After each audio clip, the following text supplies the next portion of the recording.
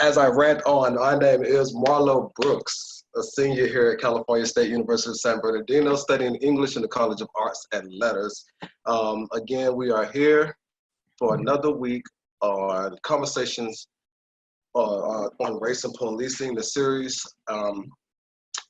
We always start things off. I'm sorry, my co-host isn't here, but I do have my very fave West Side Action Group president, Stan Futch, joining us today. Welcome back, Stan.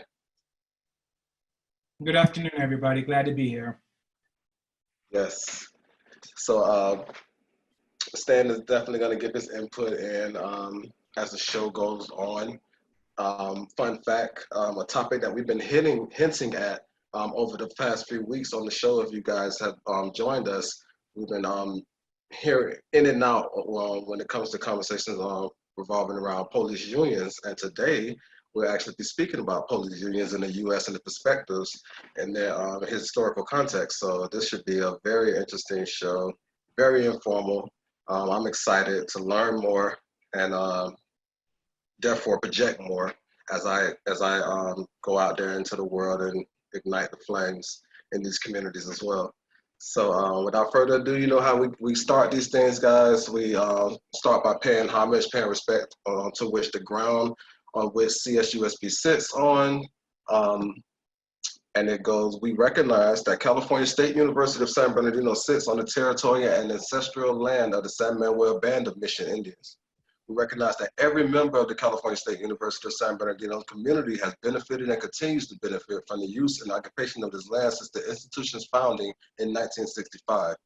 Consistent with our values of community and diversity, we have a responsibility to acknowledge and make visible the university's relationships to Native peoples. By offering this land acknowledgement, we affirm indigenous sovereignty and will work to hold California State University of San Bernardino more accountable to the needs of American Indian and indigenous people. So thank you. And this is about the time when my co-host Yvette comes in and talks about some of the recent news going on around the world. But we have our very own Mary Texera, who will be sharing some recent news facts with us today. So welcome, Mary. Thank you, Marlo. We decided when we began this project, first of all, we thought it was just going to be a couple of weeks, and we are in our maybe 18th or 19th session, I think now. So very, very proud of my colleagues and the students and staff of Cal State for supporting us. And we also decided that when we're examining race and policing, it is such a bad news topic because the history of policing in the United States has not been one that has been very, very positive. So we thought, you know, what is Black Lives Matter doing? What are we making any progress in terms of the news about, is it all bad news? And I do have several items, one of which will segue into our discussion on unions. The first item is that the gun-wielding couple, we all know them, Mark and Patricia McCloskey, who pointed guns at protesters in St. Louis, have now been indicted by the grand jury in St. Louis. You might remember them from the Republican convention. They were seated prominently at the in virtual anyway at the Republican convention. Anyway, they've been indicted, and so we'll keep our eyes on that story and update you as needed. Also, the good news was a California Superior Court Judge, Mitchell Beckloff, overturned the reinstatement by LA Sheriff Alex Villanueva of an LA Sheriff's deputy who was fired for domestic violence, saying that the action was illegal. This is what the California Superior Court judge said. This man was actually fired before Villanueva, who ran for sheriff, got appointed sheriff. And they're saying that Villanueva should have checked with the Board of Supervisors. His reinstatement also included reimbursing the officers back pay and benefits amounting to over $200,000. This officer was dating another officer whose home he attempted to break into, tried to choke her, and sent her a threatening text. So his reinstatement is no longer viable, and he is going to be leaving the sheriff's department until the next court battle is over.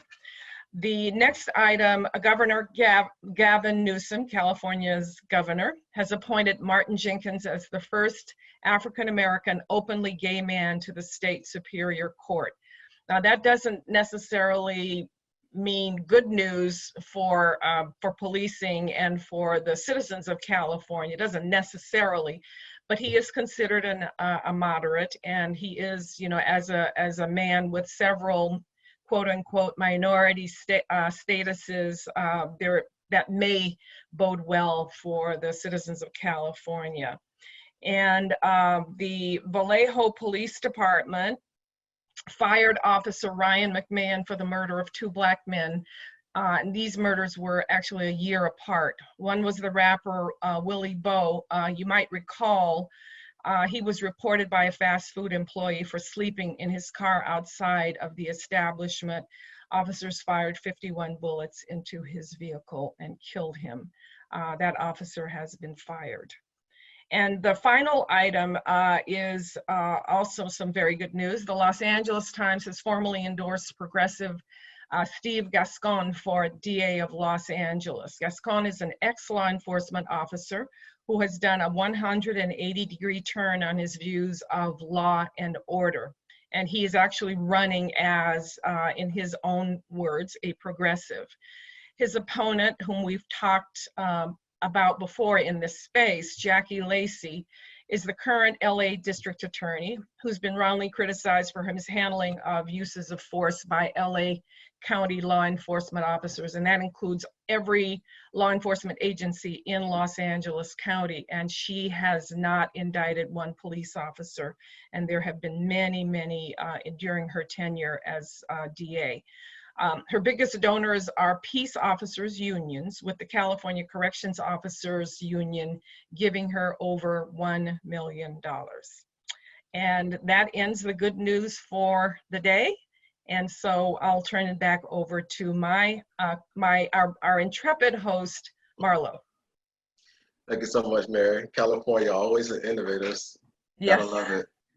Absolutely. So again, guys, welcome to another exciting week on Conversations on Race and Policing, where we have 2 lovely guest speakers today that'll be speaking on the historical context of police unions in the U.S.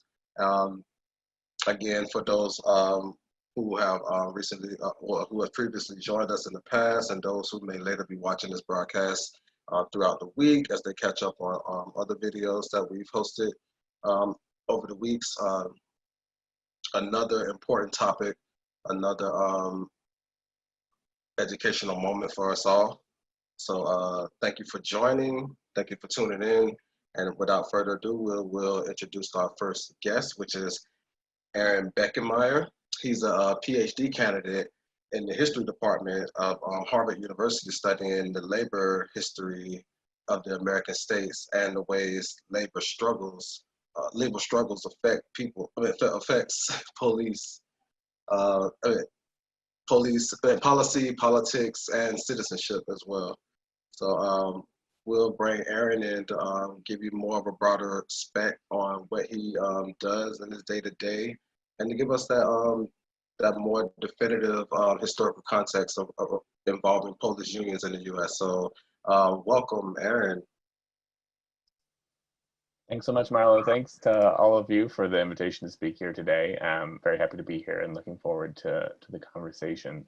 So as you're just saying, what I do is labor history, basically, and I'm interested in the way that labor organizing, labor struggles kind of have these ripple effects, sometimes beyond their particular workplaces, and how they shape policy and politics and things like that.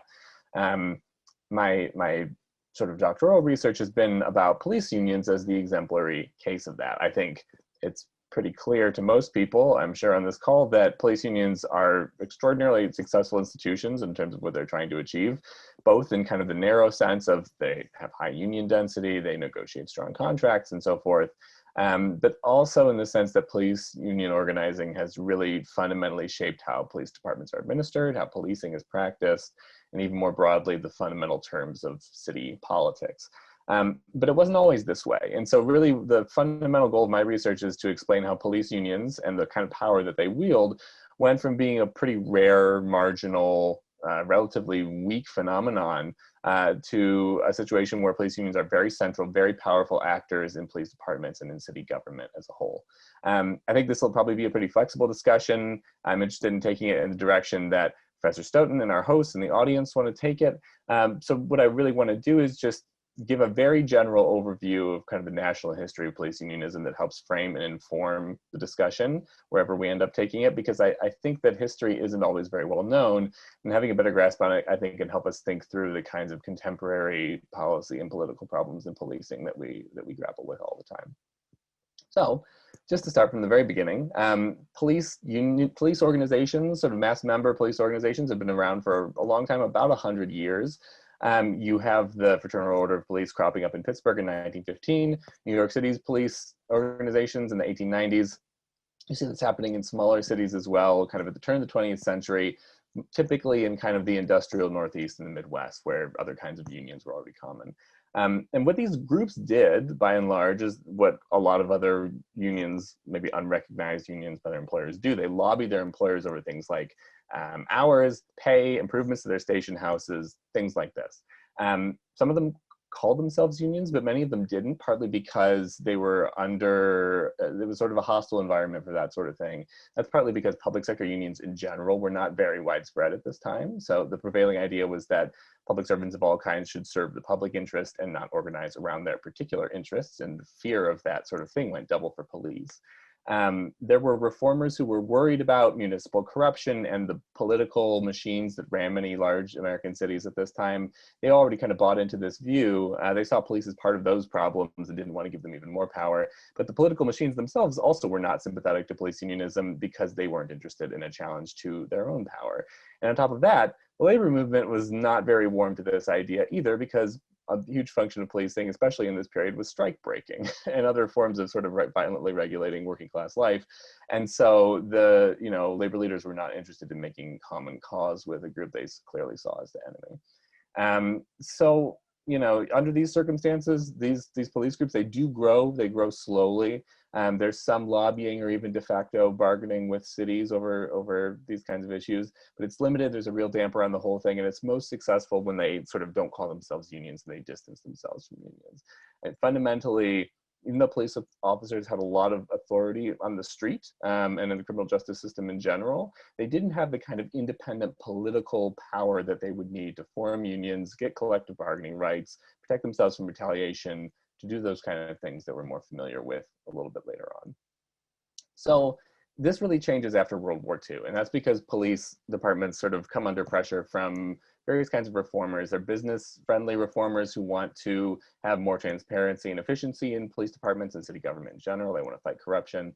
And there are civil rights reformers, and by the 1960s, increasingly Black power organizers too, who are working to curb police brutality and abuse and the ways that policing sort of upheld the structures of white supremacy as well.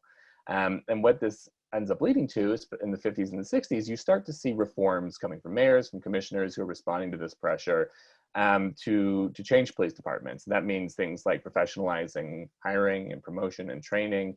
Sometimes there are criminal charges over, departmental corruption typically.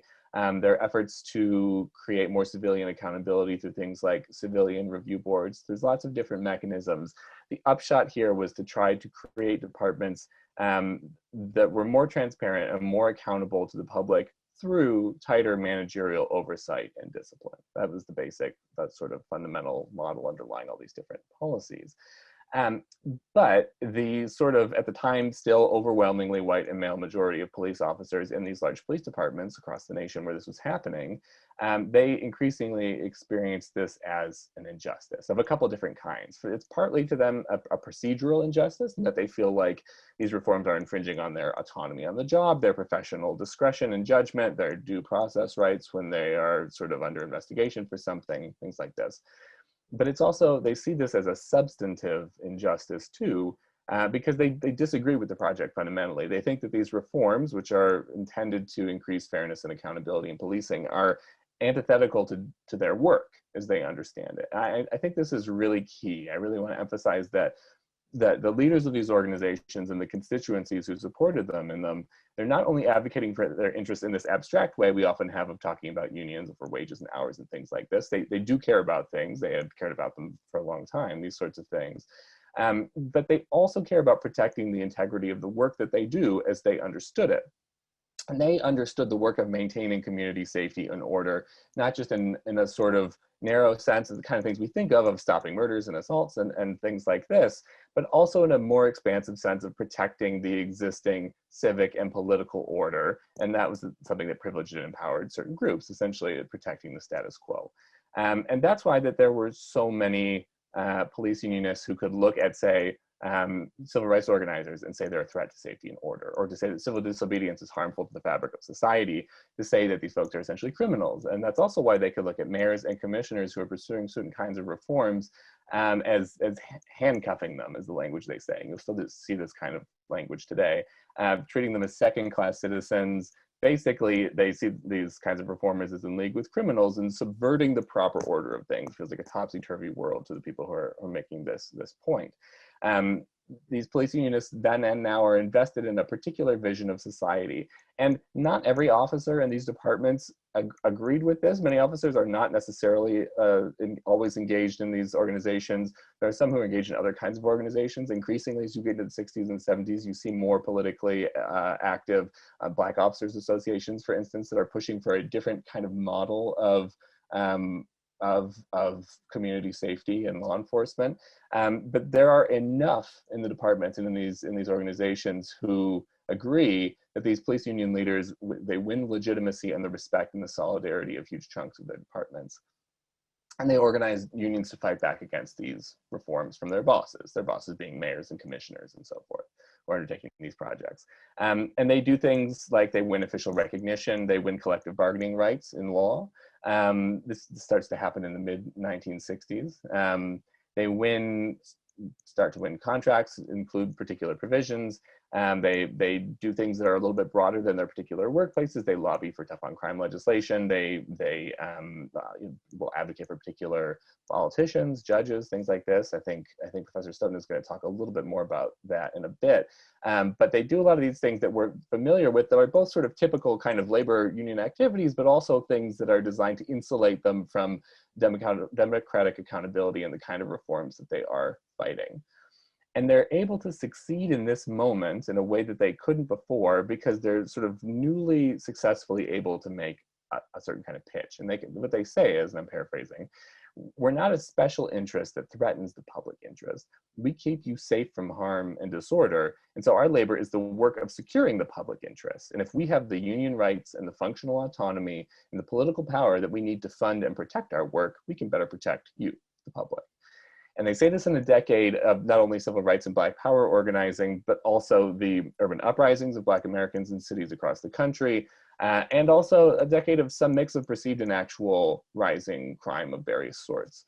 And they say this to a receptive white audience that is fearful of all those things in a way that they kind of lump them all together, and increasingly willing to line up behind police unions as voters who support tough on crime, law and order politics, as legislators who vote in these union rights, as judges who give favorable decisions in police lawsuits, and so forth. And that's been the basic story for over half a century. Obviously, a lot more has happened since the 60s and 70s that is important, but I think this kind of frames the fundamental kind of power dynamic with police unions in cities in this country over the last 60 years or so, because until now, enough citizens, politicians, lawyers, and judges have bought into this police union pitch and lined up behind it.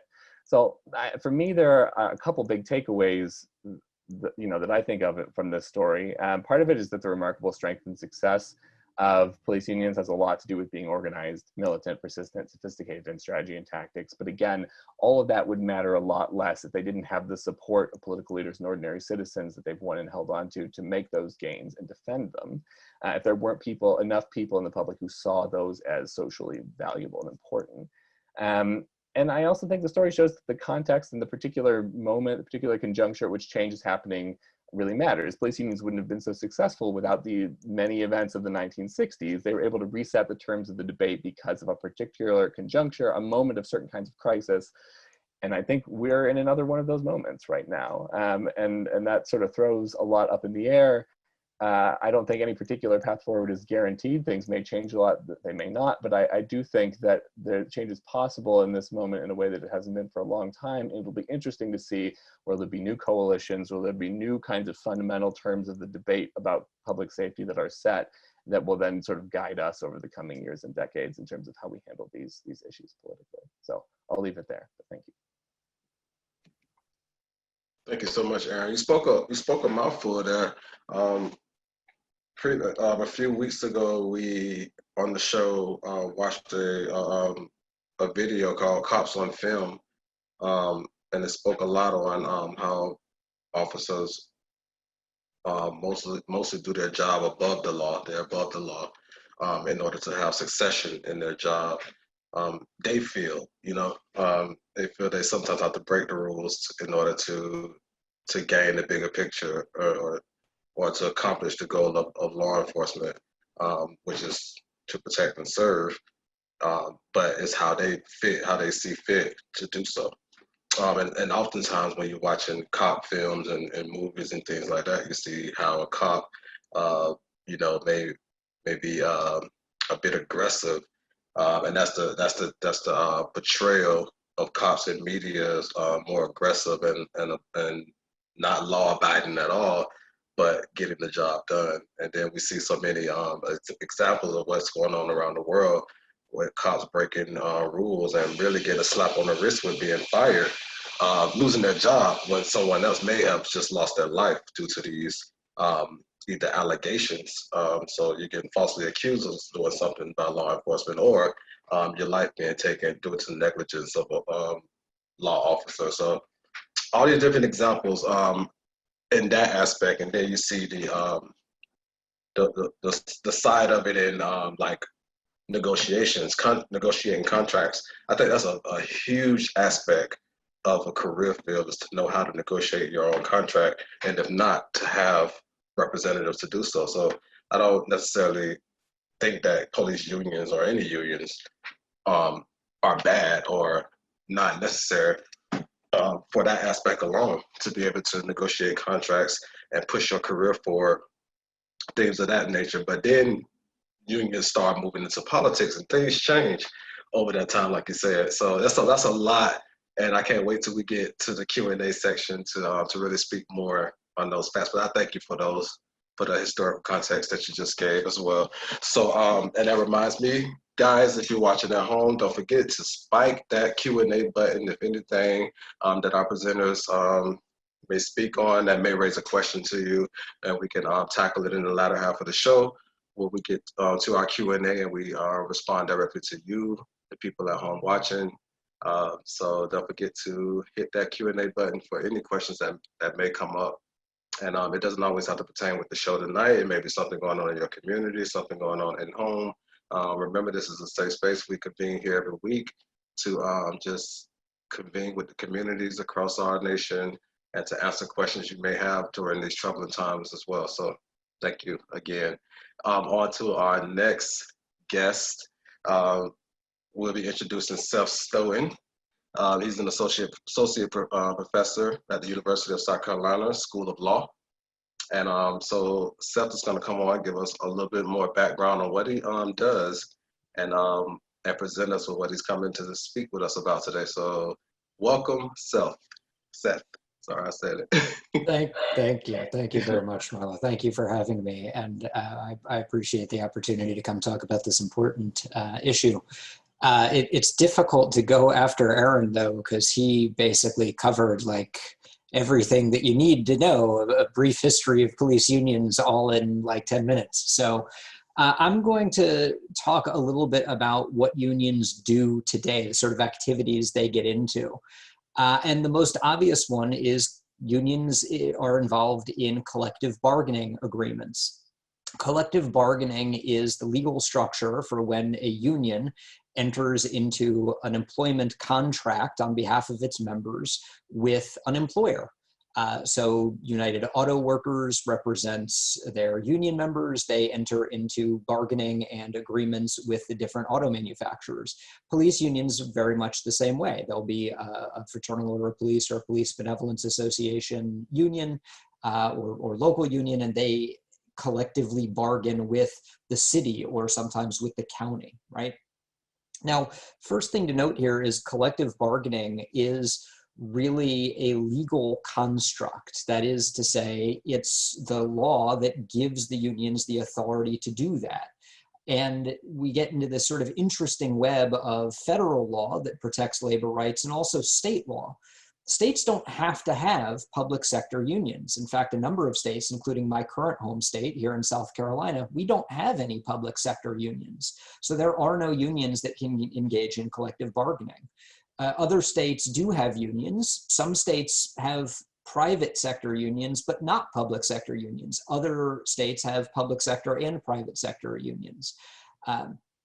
Some state law also can set or limit the terms of what unions are allowed to bargain over. So historically, the terms of bargaining for police unions are pay, benefits, disciplinary protections, and a bunch of other stuff kind of associated with those three things. Aaron, if I leave anything out, feel free to chime in, but I think those are sort of the three big ones, right? Pay scale, and particularly usually a lockstep model. So in your third year as an officer, you're making this amount of money. In your fourth year, you're making this amount of money, with very little and often no ability for managers or supervisors to impose merit-based pay changes or raises, right? Bargaining also includes benefits, not direct pay, but health insurance and the like. And most importantly, perhaps for this discussion about accountability, disciplinary protections. Collective bargaining agreements can set limits on how officers are investigated, who can investigate them, when they can be interviewed, whether they have the right to have a union rep present, and if so, at what stage. It can set limits on how they can be disciplined. Many collective bargaining agreements adopt what's called a progressive discipline model. So there might be a matrix, a formal matrix that says, okay, for this type of disciplinary offense, if it's the officer's first offense, they can only get this band of discipline, right? They can only get a warning, either a verbal warning or a written warning. But if it's their second offense, they could get a written warning or a one-day suspension or something like that. These aspects, the disciplinary aspects or the investigations and disciplinary aspects of collective bargaining agreements can play a pretty significant role in agency culture and shaping behavior. And I'm going to post, if I can, I'm not sure if I have the authority to do this, but I'm going to try posting a link in the chat window. This is to a fascinating empirical study out of Florida, revised recently, but the study started a few years ago. Florida was a really interesting case study because in Florida, they had a public sector collective bargaining law that allowed police unions in collective bargaining for cities, but it did not allow it for counties. That means city police departments could be unionized, but county sheriff's offices couldn't. And eventually that was challenged and the state Supreme Court struck it down. The state Supreme Court said, no, both cities and counties can unionize. And this gave rise to what's called a natural experiment. As counties began to unionize, these scholars said, well, let's look and see what kind of changes there are. We can compare over time differences between the counties that unionize, the county sheriff's offices that unionize, and the ones that didn't unionize. And then we can compare those to the cities that were already unionized or were not unionized.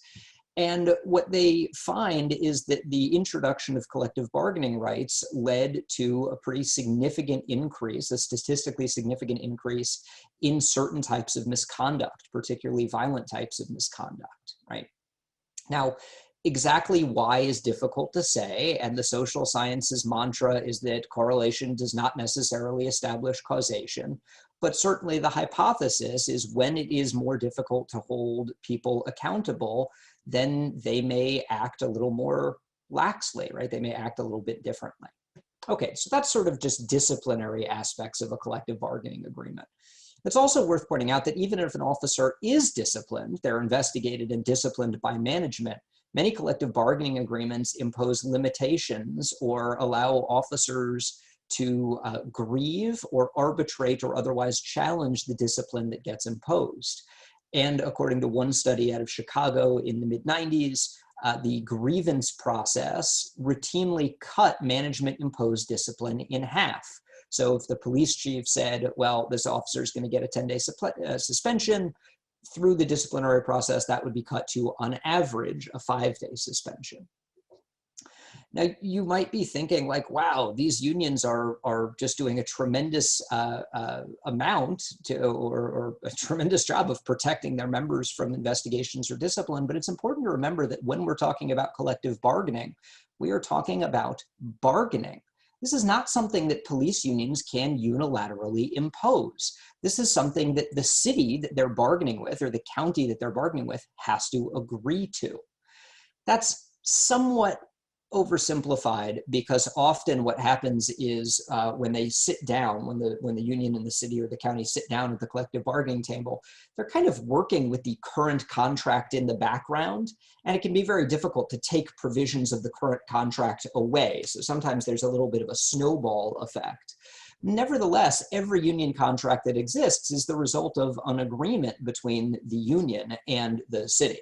So I think in some ways it's actually problematic for us to focus exclusively on police unions and ignore the fact that city or county negotiators are agreeing to these terms that we may raise issues about. Okay, that's a little bit about collective bargaining. That's not all unions do. Unions also advocate for their union members or for the police industry more broadly. They endorse candidates, as Aaron talked about. They also, and as Mary talked about, they also advocate for particular laws. Some of those are police-specific laws. So there are 14 states that have some version of what are called law enforcement officers' Bill of Rights. These laws give officers special, usually procedural protections when they're being investigated. Other states don't have a law enforcement officer Bill of Rights per se, but they have state laws that have similar provisions. For example, Florida, which does happen to have a law enforcement officer Bill of Rights, Florida has a state statute that says that if an agency allows officers to have body cameras, then the agency cannot prevent officers from reviewing their body camera footage before they write a report. That is, officers have to have the ability, they have to have the authority to review their own body camera footage before they write a report. That's not as a result of a collective bargaining agreement, that's a state law, but certainly one that the unions advocated for. Unions also advocate for state laws that are sort of police proximate, but not specific to police. For example, in California's recreational marijuana legalization debate, unions were one of the top 5 lobbyists opposing legalization of recreational marijuana. So they get involved in criminal law advocacy, in peniological advocacy. What I mean by that are public discussions and conversations about legislating on bail reform, for example, something that individual police officers really don't deal with on a day-to-day basis. They don't get involved in bail decisions in many places. But the police unions, because it's sort of criminal justice related and because it's, again, sort of proximate next to or near related to policing, unions will often make their voice known. There's a lot more, and I'm happy to talk a lot more about police unions. I'm sure I'm leaving a ton of stuff out, but in the interests of not just hearing my own voice, I want to get to the Q&A too, so I'll rein it in. Thank you so much, Seth. Another very, very great example of the details behind what it means to be a part of a union, a police union specifically, but what that all entails, what all they advocate for, and for the officers themselves. So that was great. This is definitely going to be a great discussion. So before we turn, yes. Can I add one thing? So I think I should have said this in the interest of full disclosure, right? I'm a former police officer and I was a member of a union, right? I benefited from collective bargaining. So I just wanted to throw that onto the table as well. All right, we appreciate that. Right before we turn things over to Q&A, as we give you guys chances to put more questions, pose more questions upon the Q&A session, I'm gonna turn things over to my co-host Stan Fudge for a few words as well. Stan, you there? Yeah, I'm here. And thank you, Seth and Aaron. Good conversation. You started off well. We can't talk about police unions without talking about politics. As everybody knows, when you run for a political office, you have to raise so much money to be able to even get your name on a slate or get your name in the book. So there's money involved when you run for a political office. One of the things that wasn't mentioned is, and I know in my union, I was a firefighter. In my union, every firefighter gave 1% of their wages to the union. It was written in on your contract and we had to do so. If you didn't believe in what the union's politics was, your money could go to the union and it would go into a charity fund. So in other words, when we gave money to charity, that's where your money would go. But if you believed in the union, which was beneficial to you to believe in the union because they're the ones that got you the raises, your funds went into a political fund. What that does is collective bargaining rights. So if I'm a teacher making teacher's wages and I'm not happy with the way that my pay is, if I were putting 1% in, it'd be a lot lower than 1% of a peace officer's wages, a lot lower. So what happens is with the police officer's wages going into that fund, it allows them a powerful nest egg to apply towards somebody running for office. So when we talk about collective bargaining, the way it works is, as a union, I ask the city to give me a raise. City says no. There's nothing really else I can do. However, if that person is a councilman and I say, hey, I need a raise, and if I don't get a raise, we're not gonna back you this year. Well, people know that if they see on a political campaign chart that policemen and firemen are backing a candidate, that gets large numbers of votes. And that was something that Aaron mentioned. As times went on, the unions got more powerful, but the unions got more powerful because they got more political. So now I say, if you don't give me this raise, I'm not gonna, and I can't even say that, but I can say, okay, then maybe Mr. So-and-so would be better fit for your job. And that's his opponent. And that's the power that the unions can bring into the politics. It goes even further than that. Seth mentioned that something what the bargaining union is going to fight for. The number one thing police and fire bargaining unions fight for, the number one thing is safety. So when I go to bargain, whatever I want, more equipment, better equipment, newer equipment, I can always put a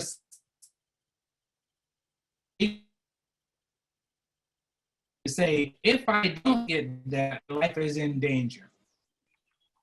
If I don't get this law passed that's going to protect me, my life is in danger. And so that's one of the big, powerful tools that bargaining units have. So with the politics, the finances, and that safety clause and everything that you deal with, it makes the police bargaining units and police unions, FOPs, very powerful. Thank you. Thank you. It's very interesting to see the turn that unions have taken, not just police unions, but so many more. There's so many unions. California is a huge union state, and I didn't realize that until I ran for politics earlier this year. Coming from Florida, I worked for one company that had a union, And at the time, I didn't know much about unions, besides that they would get a portion of your paycheck. And being young, like, nope, no, thank you. But I didn't realize all the protections and things that were offered through unions as well, when it comes to your job, and how you can move up and just different things that you could do when it comes to being a part of a union. And so to learn so much more over the years about unions, and then moving to California and finding out about the different unions, and but then seeing how the effectiveness of being backed by a union plays into the role of politics, it was almost one of those things where, oh, you don't have police. Like we saw the presidential debates last week, and one of Trump's main points was, what police association is backing you, Joe? He made it a huge point to say, what law enforcement is backing you. No one will vouch for you. No one. And you get to see it right there on the main stage, the effects of unions and associations alike, when it comes to just that part of politics. Because you were right, in politics it's about raising money, and it's about having the right names behind you as well.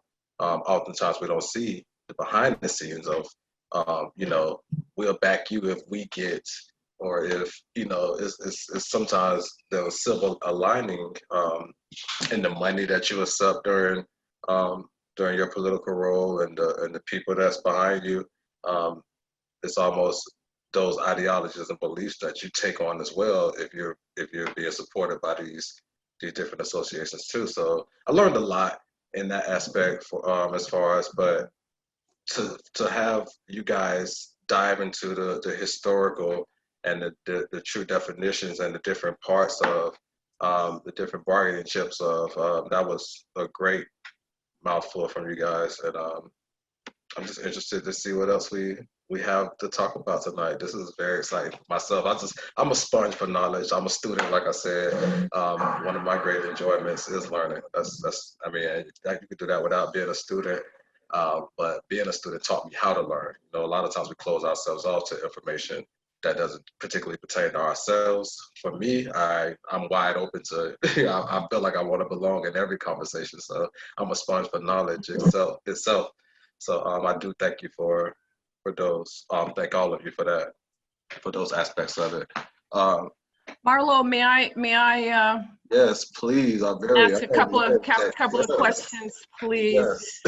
Just first of all, a statement. I have to say that I have never worked in any organization that wasn't unionized. So I'm glad that our guests pointed out that not all unions are the same, and I'm sure that most college professors are part of a unionized body.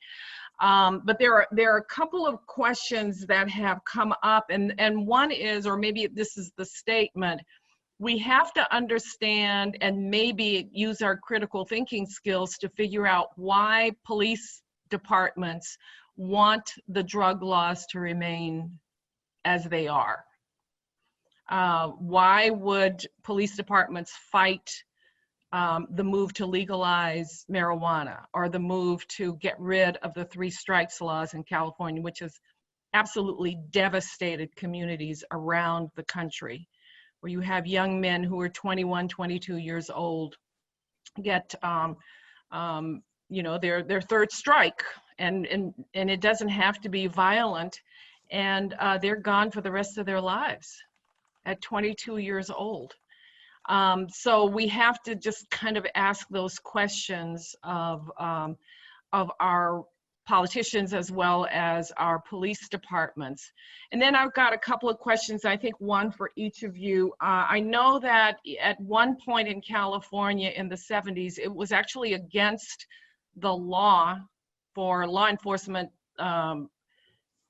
entities to unionize. In fact, the LA Sheriff's Department does not call themselves a union. They call themselves the Association of Los Angeles Deputy Sheriffs.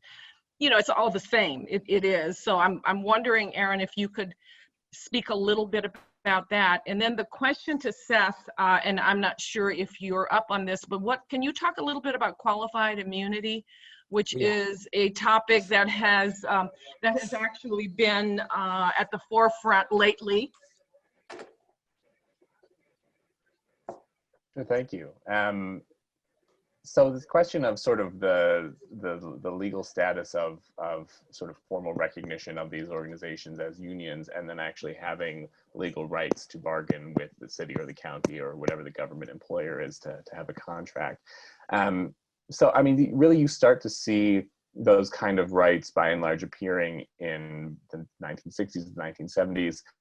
They're appearing for public sector workers more broadly around the same time, a little earlier. You really, from sort of starting in the late 1950s, start to see the legal rights to form unions for sanitation workers, for teachers, for you know, any class of public employee that you could think of, and that's you know, partly because of the force of the sort of the union rights that came for private sector workers starting in the 1930s. It became, you know, much more of a norm to have this kind of unionism in the United States, and public sector workers start to push for the same kinds of rights, or they had been for some time, but they start to win them with some delay of a couple decades. And so part of it is just that police are, they feed into that, they benefit from it. They, you know, it's part of that broader phenomenon. But it's also, as I mentioned, partly because they're able to start not only advocating for, but winning those rights in this period, because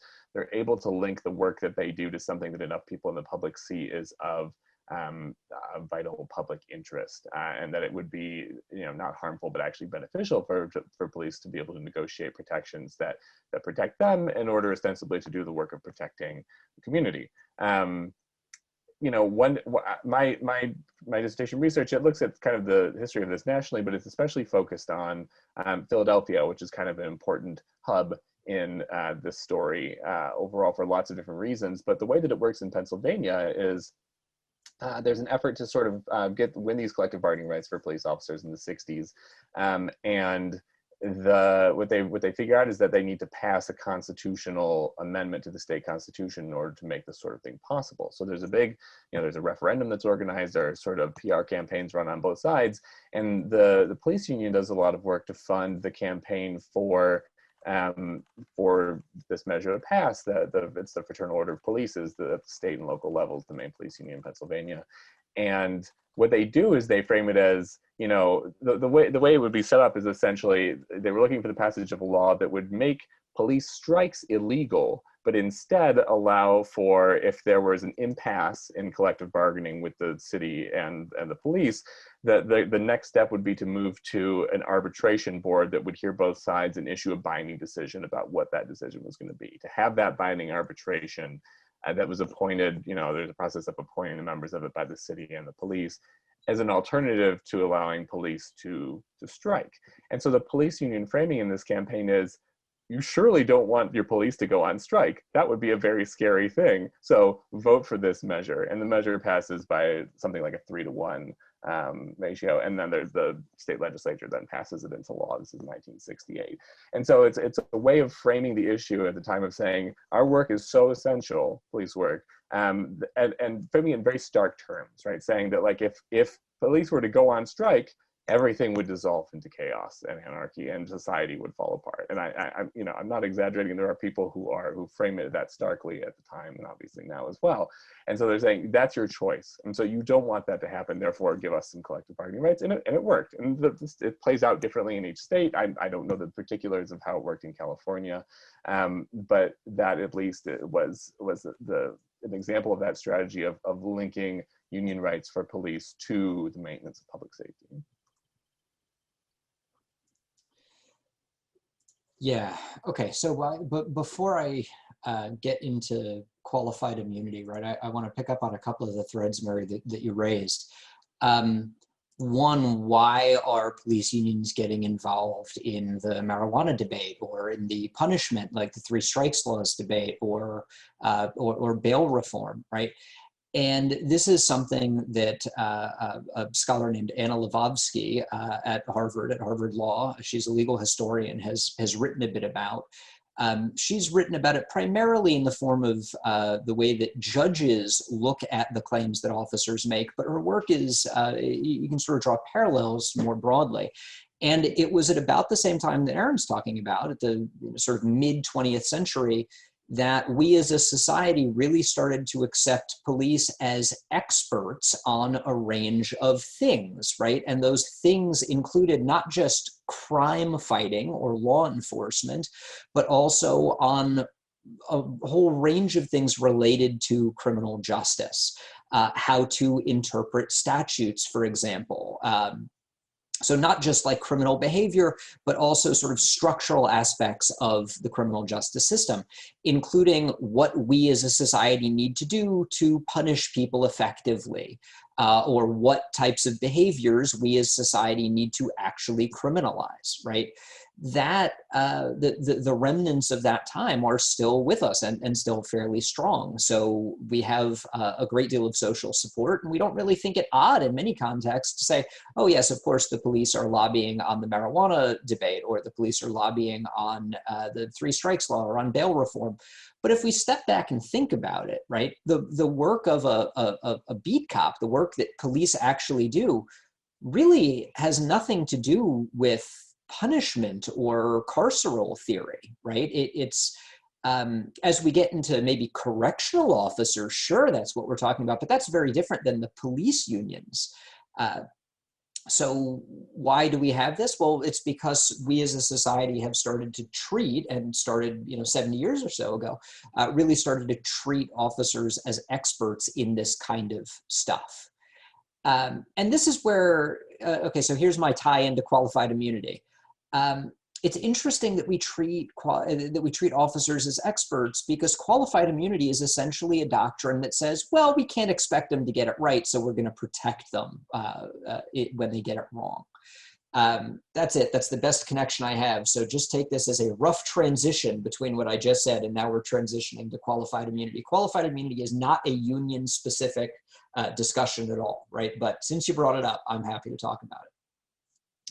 Qualified immunity is a judicially created doctrine. There is no statute on qualified immunity in the federal level. It's a judicially created doctrine that protects officers from lawsuits when they violate someone's constitutional rights, if that violation was not clearly established at the time the officer violated the constitutional right. So just to spell this out slightly differently, officers' actions are regulated in a number of ways by different aspects of the Constitution. If officers infringe or chill your right of free speech or association or protest, they might be offending the First Amendment. If officers conduct an unlawful search or seizure, if they arrest without probable cause, they may be offending the Fourth Amendment. If they violate someone's Fifth Amendment rights by not interrogating them properly, or if they violate someone's due process rights, then they are subject to civil lawsuit. They can be sued for those constitutional violations. When they're sued, they can invoke as a defense this doctrine of qualified immunity. And qualified immunity, essentially the court goes through a two-step process. First, the court says, well, is there a constitutional violation here? I said first, I should rephrase that. It's not necessarily first and second. The courts can do one of these steps, or they can do both of those steps. One of those steps is saying, well, is there a constitutional violation here? And if there is a constitutional violation, then the court asks, was the violation clear at the time? Would a reasonable officer have known at the time that this was a constitutional violation? And the way that that's been interpreted is it effectively requires a prior case holding that type of action was unconstitutional, and that prior case has to be pretty darn close, right? It doesn't have to be a perfect factual match, but it has to be pretty close to the relevant facts here, right? So all right, so I've talked about that. If there is no constitutional violation, then officers don't need qualified immunity. They didn't violate the Constitution. If there is a constitutional violation, but it wasn't clearly established, they cannot be sued, right? It's a complete defense. That means the person who was injured, the person whose constitutional rights were violated, they don't get any damages. They don't get money damages. They can't get an injunction against the officers to prevent them from engaging in that behavior in the future. Lawsuit is over, period, full stop.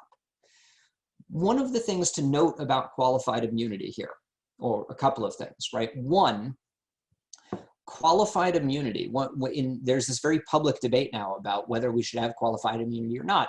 And one of the arguments that you hear is that police need qualified immunity because, and this was one of the original purposes of qualified immunity, having qualified immunity allows officers to act right up until the constitutional line. So there's a line in the sand. If officers do more than that, if they cross that line, they've engaged in unconstitutional action. We want them to act, or so the court said, right up to that constitutional line. And the only way that we can do that, the only way that we can get them to walk up to that line is if we don't punish them when they step over just a little bit.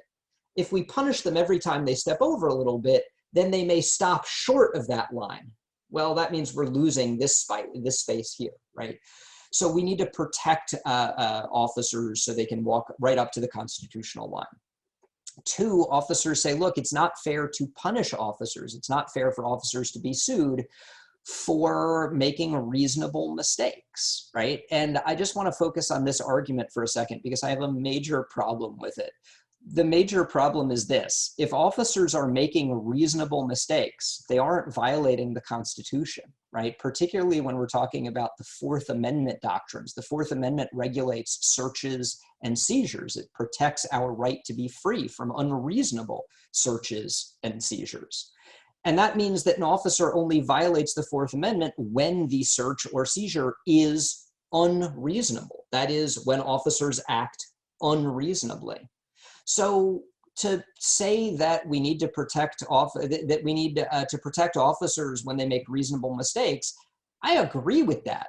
But the Fourth Amendment does that already. It allows room for reasonable mistakes. I have a small issue, and I've written about this with another legal scholar, a woman named Joanna Schwartz at UCLA, who's written a bunch about qualified immunity, one of definitely the country's leading experts in it. And our point was, if we're trying to protect officers from making reasonable mistakes, we don't need qualified immunity at all. One last point I want to make about qualified immunity. I mentioned we have these two steps. One, was there a constitutional violation? Two, was it clearly established? It's important for you to know that those two steps, courts don't have to do both of them. They can actually skip the first step. They can go just to the second step. A court can say, well, we don't know whether this was a constitutional violation, or we're not going to answer the question. We're not even going to engage with that question, because even if it wasn't clearly established at the time, right? And this has the effect, among other things, of stifling the development of constitutional law. Let's say that I do something to one of my students that violates the Fourth Amendment. I'm a state actor, I'm a state employee. So if I do something, it can offend the Fourth Amendment, right? In a way that a private individual, the Fourth Amendment isn't applicable because it just regulates government. If I do something, let's say I tase one of my students in class, and the student sues me, and the court says, well, we don't really have a case on point here. There's no example of a public school law professor tasing a student in class, so we don't know whether it was a constitutional violation or not. Even if it wasn't clearly established. They issue that decision, and the very next day I tase a student again. And guess what? There's still no clearly established law on that. They haven't said it was a constitutional violation or not, right? So there are a couple of problems with qualified immunity. It does protect officers, at least sometimes, but there are some sort of baked-in assumptions that I think we should question, like whether we actually want officers walking right up to the constitutional line, or whether instead we actually want to take that space and say, you don't have to go right up to the constitutional line. Two, how protective is it in terms of that clearly established? There's a lot going on. I don't want to keep talking, so I'm going to stop. Bad ending. Very sudden, very stark, but I'm done. No. I don't believe in transitions. I think, so I assume that's why we see a lot of times that the city are paying out lawsuits versus the police departments themselves or the officer in question? So this is actually something else that Joanna's written about. It's very, very, very hard to actually sue a city or a police department, right? There are a whole series of doctrines that make it very difficult to do. But when you sue a police officer, more than 99 point whatever % of the time, the police department or the city is going to be picking up the tab. So when you sue an individual officer, they're actually not paying for their own lawyer. They're not, if they're found to have committed a constitutional violation and there's $1 million award, they're not the ones paying that award. That gets paid by the city or usually whoever is insuring the city. Sometimes an insurance reserve fund, sometimes a private insurance company. Sometimes the city is just what's called self-insured. They pay their own claims, right? This is actually another reason against qualified immunity. One of the arguments for qualified immunity is this idea that officers won't do their jobs if they're so worried about having to pay out judgments. Well, guess what? They almost never pay out judgments, even when they are held to account, even when qualified immunity doesn't apply. It's not the officer. So why would the officer be worried about paying out judgments when 99.9 something % of the time they don't? I put that up. I matched that with doctors and teachers, and we look at officers in the same way, you know. And I in no shape or form feel that all officers are bad, just because few officers make mistakes that the country use as examples of why all officers are, you know. But you look at a doctor. A doctor has to be perfect. You don't want a doctor who made C's all through college. You want a straight A 4.0 doctor, you know, repairing your spine. That's all we want. And Stan spoke a few weeks ago when we mentioned the question of, you know, if we're moving forward as a country, what are some of the main things that you feel would need to change in law enforcement for the public, for the community, and law enforcement to become one again or regain that sense of protect and serve, what that truly means? And Stan, one of his biggest points, if not his biggest point, was he felt that education was missing in the sense of when an officer is being trained, at least a 2-year education at minimum should be obtained if you're seeking a career in law enforcement based on the aspects of life and community itself, things that you learn in college to help you. I think that we feel would better help you serve your position as law enforcement. Same thing with a teacher. We don't want a teacher that half does their job when it comes to raising the next greatest minds in America. So we hold just like we will hold a doctor to standards and a teacher to standards, we hold law enforcement to certain standards as well. If they're so worried about, you know, crossing that constitutional line or so, and whether or not they would be able to effectively do their job without having to worry about those things, why are there so many examples of police that just negligent when it comes to their job? Why do we see that so much? They have the most protection. They get paid most of the city's budgets in almost every state, every city event.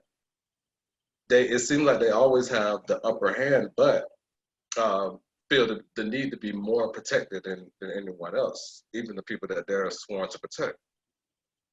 If that makes sense. Yeah.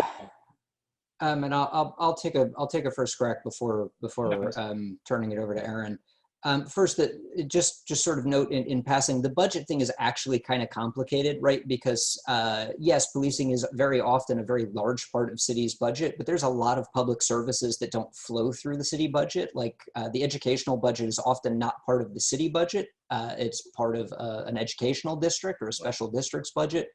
So when we look at overall spending for government services, police are not the majority share. When we look at individual spending in a particular city, they might be, but just be aware that like government budgeting is awfully complicated, right?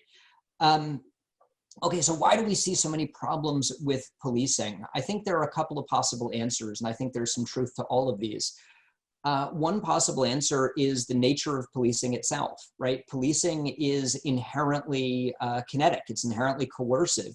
And policing exists right at that tipping point where we're trying to do the impossible job of balancing individual interests, privacy and liberty and autonomy against the need for social order and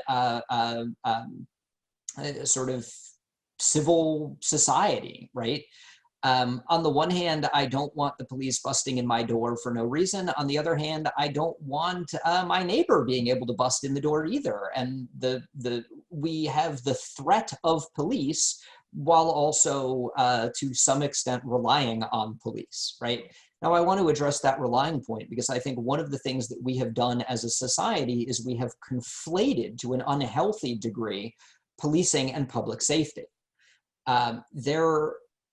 We have left it up to the police to handle a range of social ills that we have not just systematically underfunded other services, we've actually divested our public funding of other services, right? Going back into the 60s and 70s, where we took money out of mental health services and we took money out of substance abuse services. So today, police are very much at the forefront of dealing with homelessness and poverty and mental illness and substance abuse, including alcohol, of school discipline, this whole web of issues that police shouldn't be involved in, or at least shouldn't be involved in nearly to the extent that they are involved in. It's important that we recognize that I don't think it's fair to criticize police for that, because that's a role that we as society have put them in, right? So I think we need to criticize us in society, right? Society at large for underinvesting or failing to create a better overarching public safety infrastructure, of which police may be one part, instead of the primary role, the primary part that they really are today. So not only do they exist at this difficult tipping point, we've also given them a role that is actually far beyond their capabilities. We've expected police and other first responders, but particularly police, we've expected them to deal with problems that we also have not prepared them or equipped them or given them the institutional facilities to be able to deal with. Thank you. Aaron, would you like to? Thank you. Yeah, absolutely. I mean, I absolutely strongly agree that a big root of the problem is this conflation of policing with public safety, that those two things are not always the same, that even if you decide that there are, particular scenarios and particular roles for state agents who have the legal right to use coercion to accomplish certain things, that there are so many other things that contribute to public safety that where other tools are critical and better serve that goal. I mean, I think that the thing is that, what's distinctive about police work, this doesn't exhaust the nature of police work, but what's distinctive is the ability to use that, is that ability to use force legally in the name of ensuring public safety. And that's just not always the right tool for the job. So I think that that's absolutely right. I do think there are some times and places where these roles have been sort of foisted on law enforcement agencies without their asking. I think there are times where we can criticize police to some extent for that, because, I think, for example, of one of the people I study in my research was a highway patrol sergeant from Philadelphia named John Harrington, who was the head of the FOP locally and nationally for about 10 years, from the mid-60s to the mid-70s. And one of the things that he goes around doing, sometimes he'll give newspaper interviews, he'll testify before Congress, things like this, and he'll sort of critique the social programs of the times, the Great Society programs that came up under Johnson in the 1960s, President Johnson, and say, there are some things in here that we're treating as, we're saying poverty is at the root of some crime, and so we need, measures to sort of fight poverty in order to reduce crime. And his counter argument was something like, well, the standard of living in this country has continuously risen for a while and we still have crime, so that really can't be it. And what we really need is tough, effective law enforcement. And he was essentially sort of making the case against certain kinds of social programs that could be understood as beneficial to public safety, and saying, no, we should really have police solve these things as well. So I think it's just, I don't sort of disagree categorically with you, Seth, but I think it does, there have been times where police are responsible for what happens there. But I mean, the other thing that I think about in this respect is, it really does come down to a question of accountability. I think that there are, depending on the jurisdiction, depending on the department or local state law, there are different standards for education for which you need to become a police officer. Sometimes you do need to have a certain kind of educational attainment in order to apply for that sort of job. There's different training levels, things like this. That varies to some extent. But it's, the effectiveness of all of that can be blunted when a given officer who commits some kind of violation, whatever their training is, whatever their background is, can't be held accountable for that. Or if there's some kind of wrong that cannot be, admitted and corrected for. And so I think that better training, different kinds of educational standards can absolutely be helpful, but I think what they mean a lot less when you don't have the accountability measures in place. And can I also add that, first of all, I want to tell a joke, and my jokes usually fall flat if I'm repeating them, especially a Chris Rock joke, but he talks about the bad apple theory of policing, and he says, if you get on a plane and they say, yeah, most of our pilots are pretty good, but we have a few bad apples. Well, you want to be, you don't want to be on the plane with the bad apple, right? So that argument is, and I think, most scholars have seen it as just a specious, irrelevant argument. It does not explain, the support of the police department, the unions, which is, and I also, I brought up qualified immunity as well as unions, because I think one thing we haven't talked enough about is race on this panel. Those are two devices that allow police officers to do the things they do in African American communities.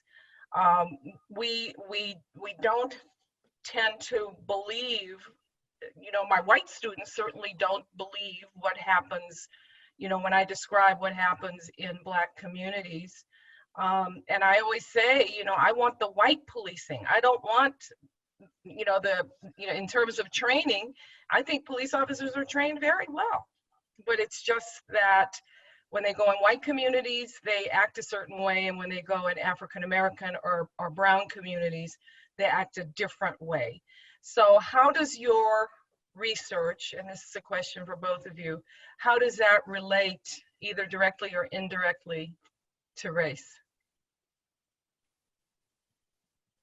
Aaron, you want to go first? Sure, I can go first on this one. Go for it.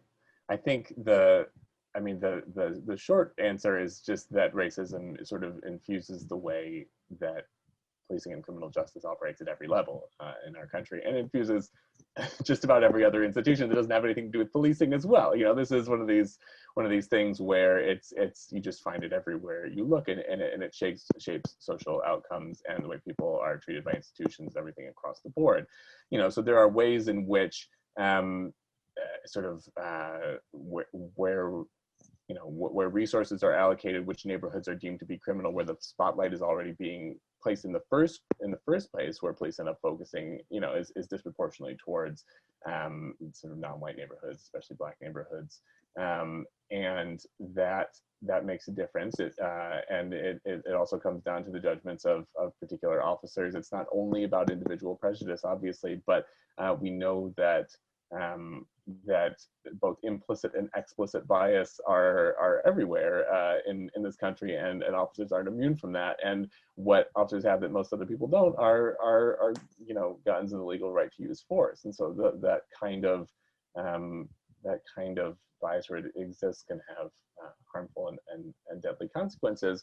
And then I think this also can show up in the political programs of some police associations. I mentioned that that many police unions in this critical period of the 60s I'm studying, are positioning themselves directly against and directly critiquing things like the civil rights movement, and they'll make the rhetorical move that is so familiar of saying, we're not racist, but you know, these people are encouraging civil disobedience, law breaking, saying, you know, sort of linking groups directly to the urban uprisings of the 60s, groups, some groups may have which have been happy to have that association and some of which might not have, and saying this is really all just sort of criminal disorder and chaos. I mean, you have, again, you know, the Fraternal Order of Police and this figure John Harrington I mentioned earlier.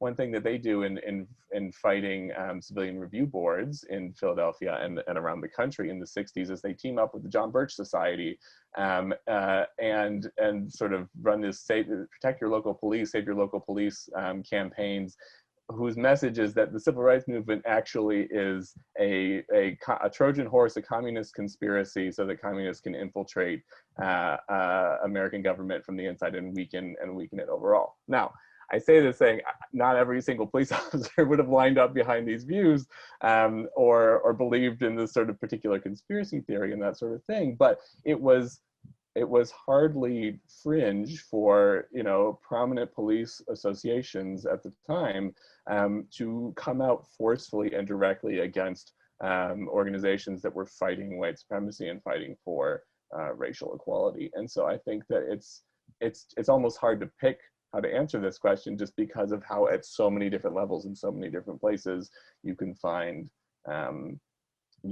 ways that racism shapes these institutions. Thank you, Seth. I've been dying to say that because you had talked about the rise of the police officers' unions during the 60s and so on, and it was directly proportional to the civil rights movement. One of the things about the civil rights movement is it was on TV. We got to see the water hoses. We got to see people getting beat up. We got to see so much more than we've ever seen before. But behind the scenes, those same police officers were saying, look how hard my job is. I need more money. I need more safety. I need to be protected. And the unions got real strong during that time. Out on the West Coast, the Watts riots. After the Watts riots, officers went from good pay to great pay. And that was because they said, well, look what happened. Look at all this disturbance. Look how my life was on the line. Look how many police officers got injured or even killed. And so all the things that happen that make unions more powerful are all related to an incident or a group of incidents. And so I do know in the fire service, they had a book out years ago called America's Burning. And it was about the number of house fires that there were deaths in. Well, all of a sudden, the unions grabbed a hold of this book and they ran with it. And they said, this is how bad it is. This is how dangerous it is. This is how scary it is. Let's put some protections in place. And then, like I said, when you talk about unions gathering money, 1% of their pay check going to the unions, one of the things that happens is that makes them politically stronger. They can give money to campaigns and such and such and such. But Seth was talking about how the departments were protected and how the Constitution and the laws protected them also. And so I will say this. One of the things the unions have is they all have a state and federal lobbyist. That person's job is to get things taken care of that are issues within their departments, police or fire, doesn't really matter. So in the police department, although there were laws that said search and seizure, what did they do? They came up with a new law that says we can do a no knock. Well, if you already got a law in the books, where'd that no knock come into place? Now, all of a sudden, they might taking it off the books. But the truth of the matter is you make your lobbyist strong enough to make laws that protect you.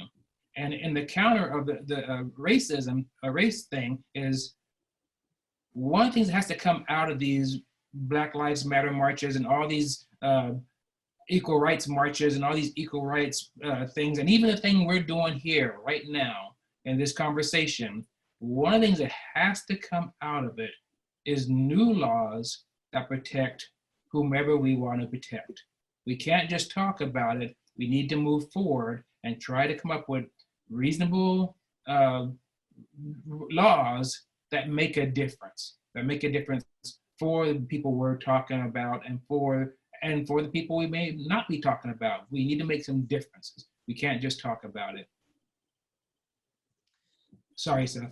Yeah, no, that's great. Thank you, Stan, for that. I want to pick up on this on the conversation explicitly about race because I want to frame my next comment in a provocative way, but I think I will explain it appropriately.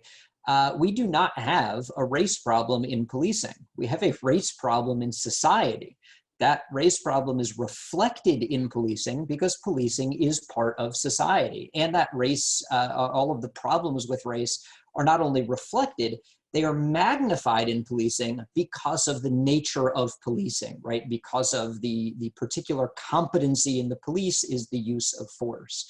So let me explain what I mean just a little bit, right? When a woman calls the police on a black bird watcher who told her to put her dog on a leash, that's not a race problem in policing. That is a race problem in society that becomes a policing problem. When someone calls the police about a black graduate student who is sleeping in a common area of her dorm, that's not a race within police problem. That's a race problem in society that becomes a police issue, right? When someone calls the police because there is a gentleman in the lobby of a hotel who uses 2 cell phones and is speaking in Arabic while dressed in traditional Emirati garb, that's not a police race issue, or rather that's not a race issue in policing, that's an issue with race that becomes a policing issue, right? Police respond to the calls that people make in society. And if people are making calls on the issue of race, if they are viewing someone as suspicious because of their race, if they're looking out the window and seeing someone walk through their neighborhood and they say that person's suspicious, and the only reason they're suspicious is because they're black, and they call the police and say, there's a suspicious man in my neighborhood, well, the police respond as if it's a suspicious person, right? So we have race as an issue that gets reflected, that gets brought into policing. That's just one way. We also have issues of race that get reflected and brought into policing in a number of other ways, right? So one of the things that you'll hear in policing is that they police where the crime is. They allocate the resources where there are more crimes. And statistically, there are more crimes in lower socioeconomic class areas, particularly concentrated urban areas or urban areas of poverty, and those have a statistical correlation with communities of color. And statistically, I'm just laying this out for a reason, statistically, young black men commit a disproportionate number of robberies and homicides, right? So from the police argument, well, don't you want us focusing on these crimes where the crimes are? That's not to say that race isn't part of that, right? Because one of the questions I think we need to ask is not just about the police response, but why do we have areas of concentrated urban poverty? Why are there correlations between race and poverty? Why do we see young black men committing certain crimes at a disproportionate rate? And the answer to that is several hundred years of very intentional race conscious and sometimes very explicitly racist housing policy and economic policy and public safety policy and educational policy. So we have created a racist stew, and police are just and modern society is supping at that table now, right? To use a weird metaphor. But it's not just historical, right? There are also aspects of modern society that we don't just have to look at historically, right? Drug enforcement is actually a really powerful example, I think. I don't remember how often they do it now, but it's at least annually. The Substance Abuse and Mental Health Services Administration does a big survey on drug use. They look at what they call current drug users, which is usually past month drug users, someone who's used a drug in the past month. They look at someone who's used drugs in the past year. And we know from those surveys that whites and blacks use drugs at about the same rates, right? It is a statistical dead heat, 9.8, I'm making these numbers up, so don't hold me to it, 9.8% of whites and 10.2% of blacks or something, right? Within a margin of error. But when we look at the drug using populations who are arrested, prosecuted, convicted, and incarcerated, we see that Blacks are 7 to 8 times as likely. That is, a drug-using person who is Black is 7 or 8 times as likely to be in prison or jail as a drug-using person who is white, right? So why is that? Well, some of it's that big structural thing, right? Some of it's because of the way that Fourth Amendment laws have shaped up. People who are poor or in poor communities where there might be more drug transactions that happen on the street, they don't get the same type of Fourth Amendment protections as do drug users in wealthier communities where those transactions happen inside the home in the living room, right? Some of it's how we allocate policing. Some of it's what we tell police their role is. And this is where we really get into, I think, police culture. The culture of policing, since at least call it the 20s with the professionalization movement, has been police as crime fighters first and foremost, right? Police are the thin blue line that separate civil society from the forces of anarchy and chaos, right? So when you tell police, look, your primary job is to go out and catch bad people, and you give them financial incentives, maybe not individual officers, but you give agencies financial incentives, like with things like civil asset forfeiture, right?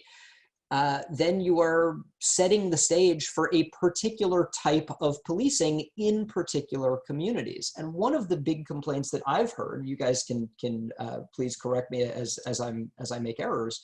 One of the big complaints I've heard in communities, like for example, the neighborhood I grew up in, which was relatively poor and majority minority, is not just that police engage in over-policing, but they also engage in under-policing, right? That officers aren't doing the kind of policing, they aren't focusing on the kind of offenses and crimes that the community really wants them to focus on. They aren't addressing the problems that the community wants them to focus on. Well, to fix that and to identify the racial issues, I think we need to recalibrate in a number of different ways. One of the things, like I've already talked about, is recalibrating the role of police. But also we need to recalibrate race issues in society that are not police specific, that just end up getting reflected by policing. Also, we need to reflect some of, or we need to correct some of the systemic issues within policing, right? And training, I think, is part of that. Police training in the United States varies a lot, right? Different states have different rules. The national average is somewhere between 21 and 24 weeks of training as a mandated requirement. Some states have a lot less, right? In South Carolina, we have 12 weeks of training to be a police officer. And 4 weeks of that is online only. And that's true even before COVID. We have 8 weeks of in-person training. If you come to South Carolina and you get your nails done, the person doing your nails has 500 hours of training. The officer outside in the parking lot has 480 hours of training, right? That's just shockingly deficient. Other countries have, and Stan, you were talking about like getting the 2 years of training.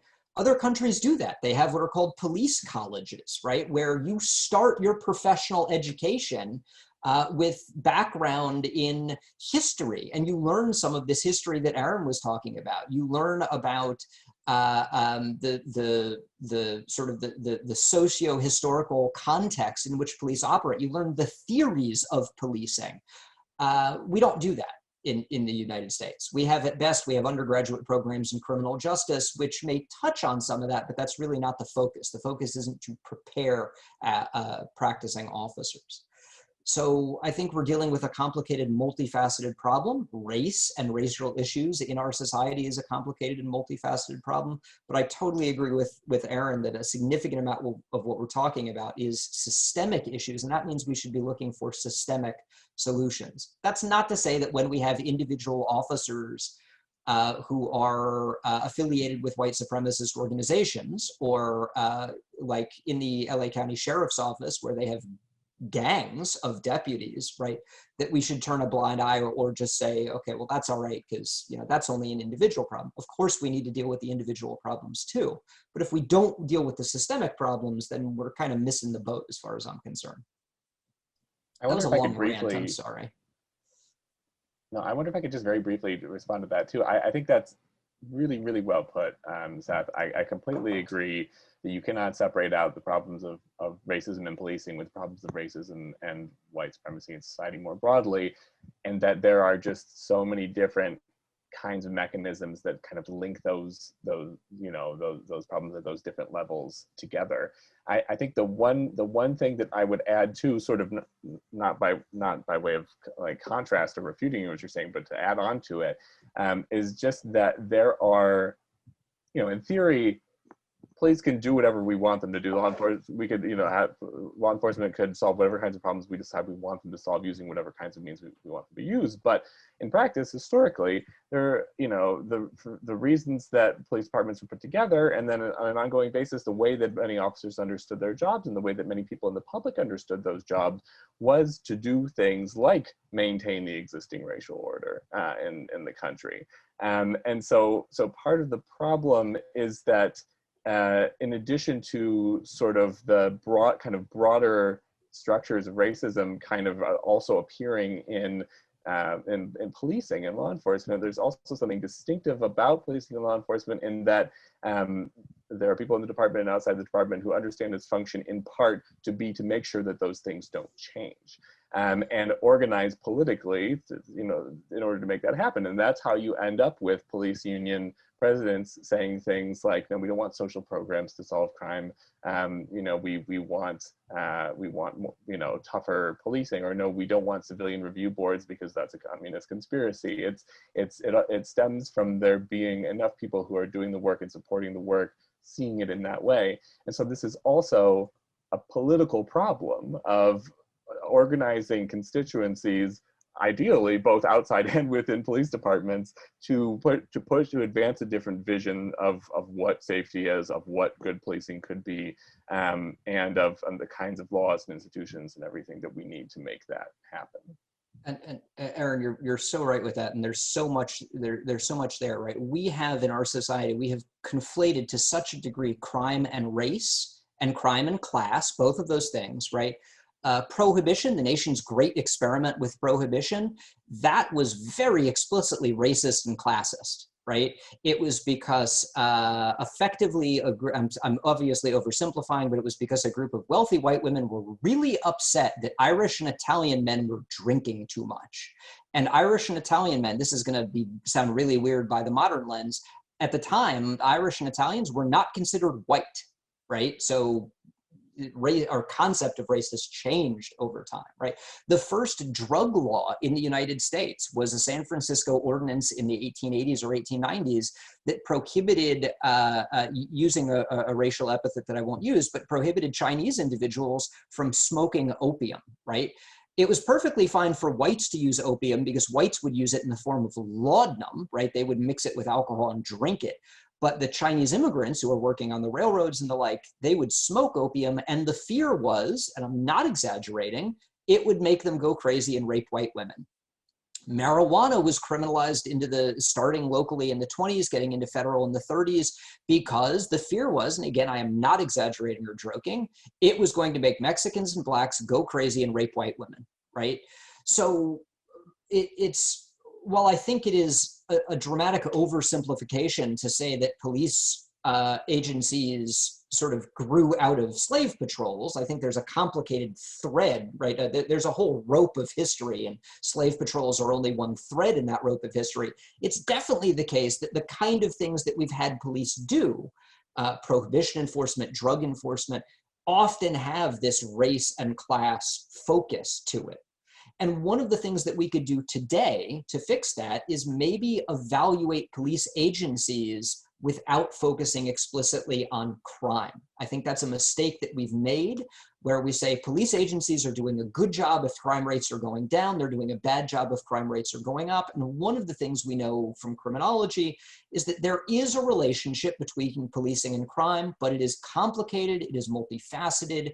Cops can do everything right, an agency can do everything right, and crime can be going up. They can be doing everything wrong, and crime can be going down. So when we emphasize crime rates as the marker of police success, What we have done is we have incentivized a particular type of policing. That type of policing can be potentially effective at driving crime rates down in the short term, think something like broken windows, but it might actually be criminogenic. It might actually increase crime in the midterm or the long term, right? So there's a whole bunch, and I'm going to take the liberty of posting in the chat window a link to a pretty long op-ed that I co-authored about what we could do to actually fix policing. And most of the ideas, none of the ideas are new. It's stuff that's been around in some cases for 80 or 90 years of discussion. But I just wanted to really emphasize Aaron's point about this connection between crime and race and the way that we've conceived of that in society. But Seth, part of that too is also your final statement was about the Irish and the Italians and I know that during the marijuana thing, reefer madness, the whole thing.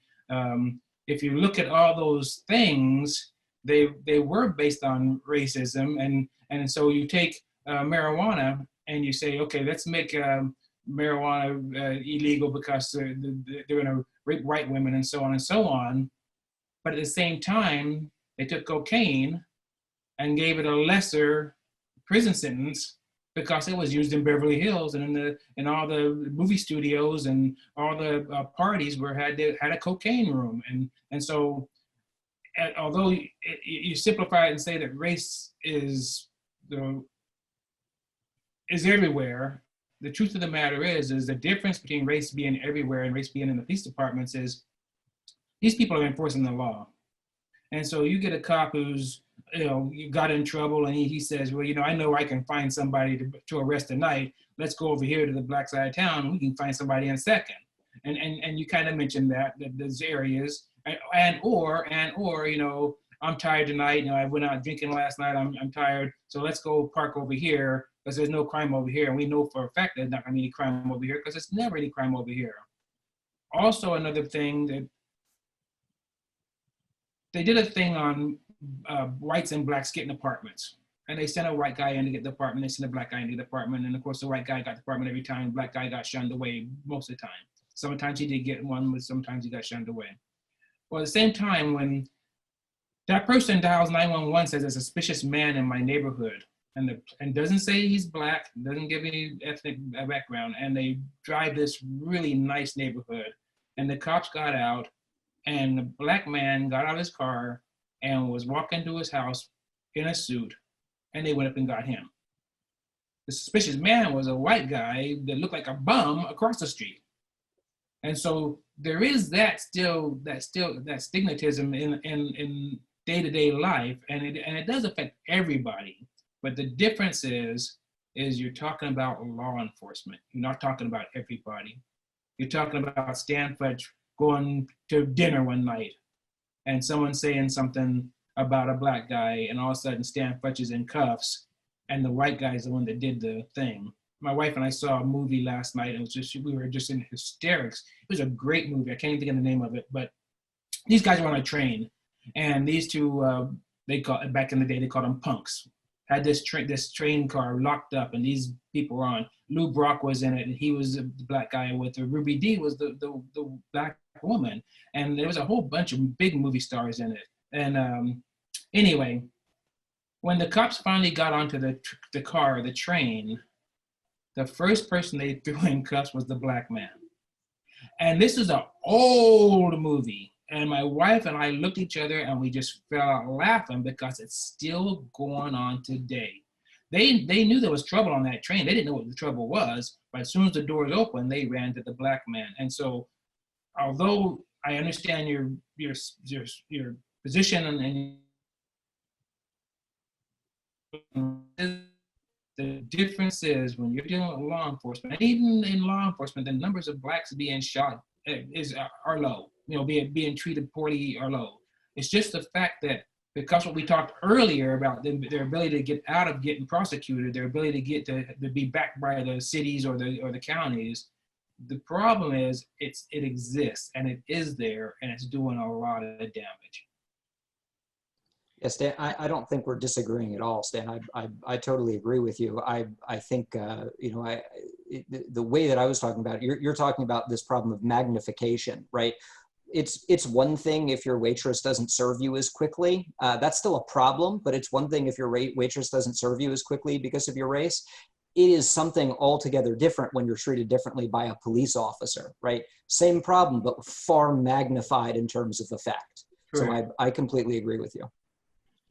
Exactly, and the situation, every riot since the 1960s has been sparked by the actions of a police officer, or not every, but most riots in urban areas have been caused by the actions of police officers.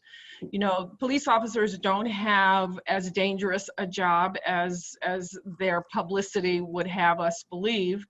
More taxi drivers get killed than police officers, but you don't see social workers kneeling on people's necks and killing them. You don't see cab drivers killing ordinary citizens.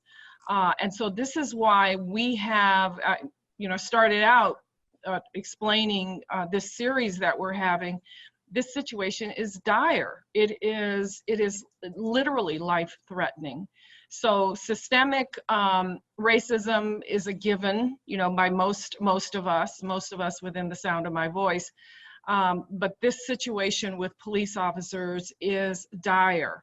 And as long as the courts are, you're more likely to be fired as a police officer for stealing, for going in a department store and stealing something than you are for killing someone. And that is really the sad truth and reflects, the racism of the United States. So thank you both for your wisdom, your patience with us, and your being right on in terms of answering these questions. I mean, it has been an honor, and I think Marlo and Stan would agree. It's been an honor to have us here, or have you here. And Aaron, I see you have someone with the same last name as you, who's. So I'm a mother, so I'm thinking your mother. Okay. Right. That is so cool. That is so cool. We'll give her our best, and thank you both very, very much. Marlo? Definitely. The work you guys are doing is admirable. As a young Black man in this society, to hear, just to be a fly on the wall or a student in your classrooms would be an honor of mine any day. to hear what you guys speak on, and I know that you're leading the society well when you're teaching these young minds as well. So I do thank you for your insight today.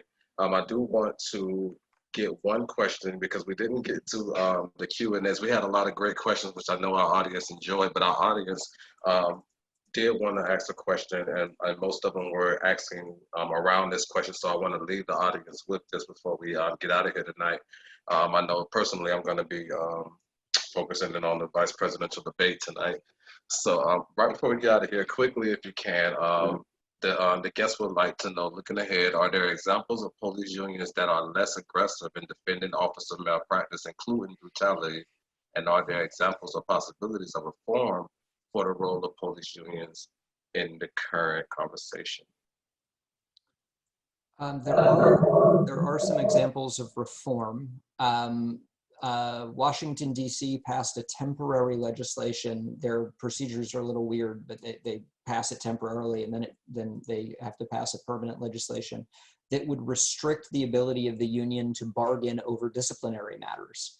Their point is that discipline is something that is a management prerogative that's not subject to collective bargaining. So that's an example. When it comes to less aggressive unions, I can't think of a good example, but they would probably not, they would be the ones that stay out of the news, right? They're the ones that aren't making big, brash public statements. It's not, you know, one of the ways that police union presidents get elected is by sort of running on fear, right? You need strong union protection to protect you against arbitrary management, arbitrary discipline.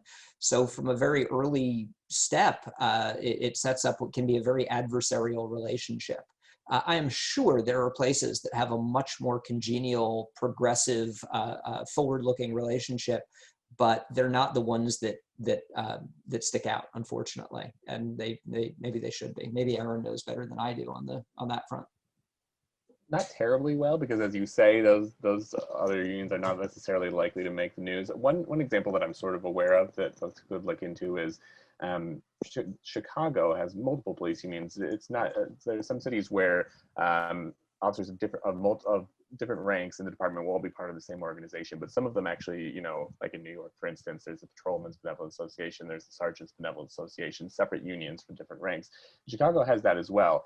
My understanding, at the very least, is that the FOP sort of lodge that represents the sort of police officers in the Chicago Police Department has a reputation for being more kind of in the stereotypical mold, the kind of things that we talked about with police unions, than the union that represents the sergeants, which is a little bit less combative, maybe a little bit less resistant to certain kinds of reforms, this kind of thing. So you could look at that to see an example there, but it's hard. It's notable that it's hard to come up with these counterexamples.